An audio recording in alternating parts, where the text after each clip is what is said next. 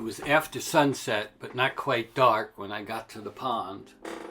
I got there, and at the same time, the yearling coyote comes up.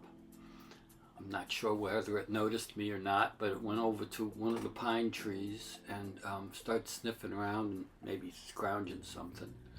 You know, they do eat insects and stuff, so anything's possible. But, you know, maybe it's just checking out the scenery and seeing who's been by. Anyways, it did that for a while, and then as it was still there, I looked up, and the adult male came by and stopped at the tree and foraged around and all that stuff.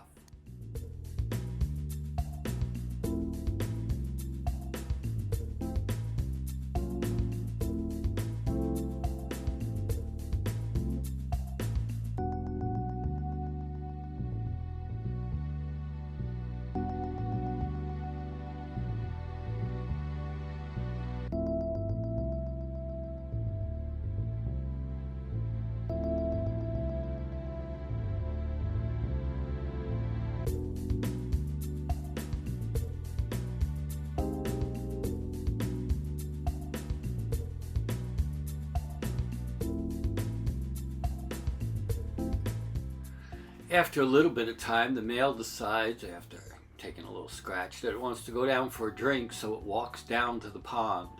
And it goes in an area that's very shady, so you can see it go down in there, but once it gets down there, you know, it was like taking pictures of darkness, so I just stopped doing that and went back to looking at the coyote yearling up by the tree.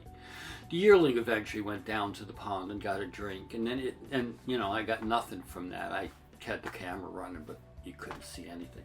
Then the yearling comes back up, and this is kind of interesting. It comes back up onto the road and decides it wants to go to the north, which is, and I'm standing to the north, so it kind of like, it's very hesitant about what to do.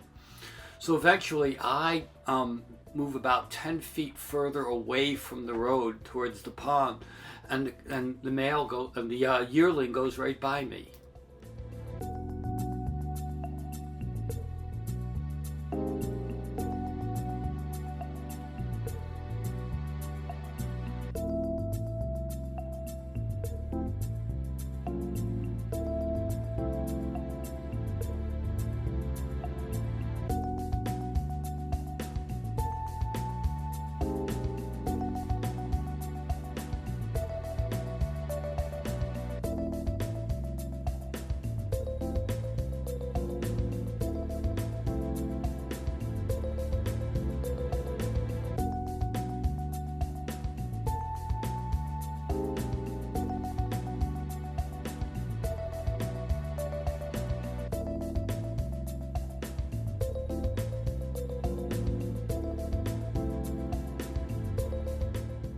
Then I kept walking to the south, and I got a place where you could see the outline of the male while it's still drinking. I think it didn't like that I came up behind it, so it decided, well, I've had enough, it's time to go.